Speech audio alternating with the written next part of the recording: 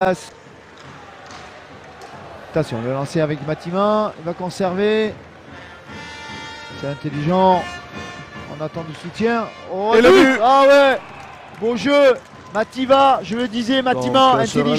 Là au fond c'est Matima, il est en bas de votre écran. Ouais, donc intelligemment, il va conserver, il va attendre le soutien. Très bien, une belle entrée. Lors du changement, on voit en bas au niveau de l'écran, on voit Trabuco embarque. Et il va falloir s'employer parce que c'est compliqué. Bonne mise en échec, Martial. Bonne mise en échec.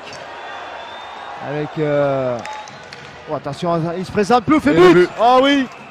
Oh, bien mené. Qui trompe Fouquerel. Oh, on était 4 en bas. Exactement. 3-4, c'est ça. Et là, c'est bien joué. Très bien joué. Ah ouais. Très compliqué pour un gardien sur un 2 contre 1 comme ça lorsque le joueur revient.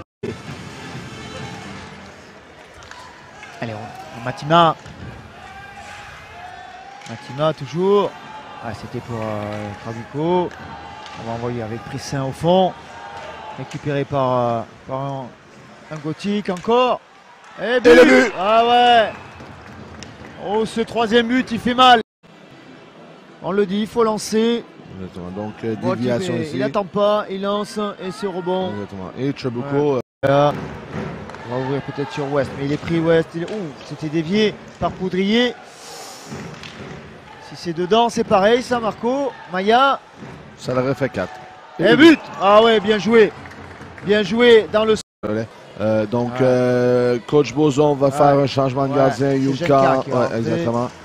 Va rentrer. Bozon appelle un petit temps mort pour essayer de ramener bien joué cette passe.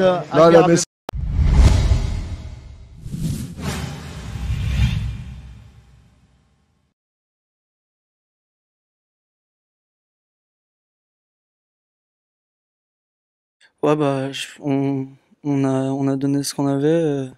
Amiens est venu là faire un très bon match. Ça a été comme ça toute la série. Là, c'est moins serré le score ce soir, mais on va bien récupérer. Et puis on va aller là-bas pour la dernière bataille de la série et essayer de l'emporter pour aller chercher ses demi. C'est le premier match de la série qui se finit pas par un but d'écart. Ouais, bah, je pense que ils ont eu pas mal de réussites sur des palets mis à la cage. Un beau jeu en powerplay aussi.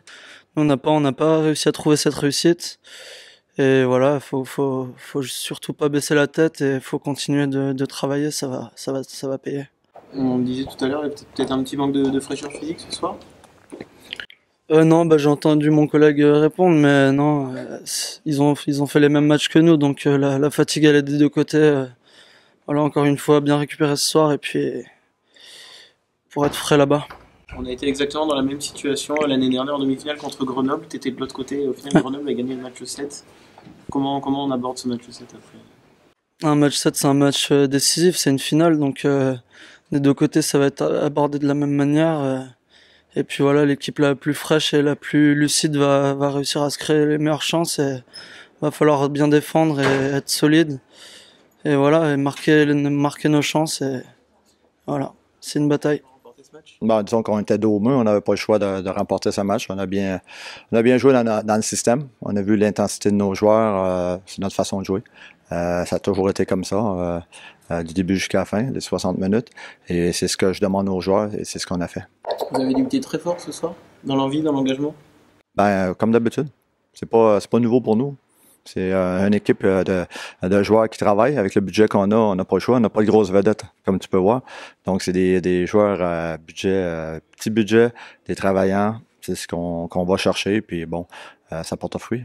On a senti peut-être un peu moins bien physiquement vendredi soir à Amiens, alors que ce soir, c'était vous qui avez un peu plus de fraîcheur. Vous étiez les premiers sur Non, je pense que faut donner crédit à Bordeaux quand ils prennent l'avance. Ils sont très difficiles à jouer. Donc, c'est toujours, il y a deux côtés. Quand Bordeaux prend l'avance, ils sont très, très bons défensivement. Donc, des fois, nous, on paraît moins bien. Et quand on prend l'avance, ben des fois, c'est l'adverse. C'est l'inverse qui se produit. Donc, il faut toujours donner crédit à l'adversaire quand ça va bien. Et il ne faut pas dire qu'il y en a un qui joue mal parce que l'autre il joue très bien. C'est un jeu d'échecs, ça. Finalement, si on regarde les résultats des matchs, c'est peut-être pas un désavantage de jouer ce dernier match à la maison? Non, il n'y a pas de différence.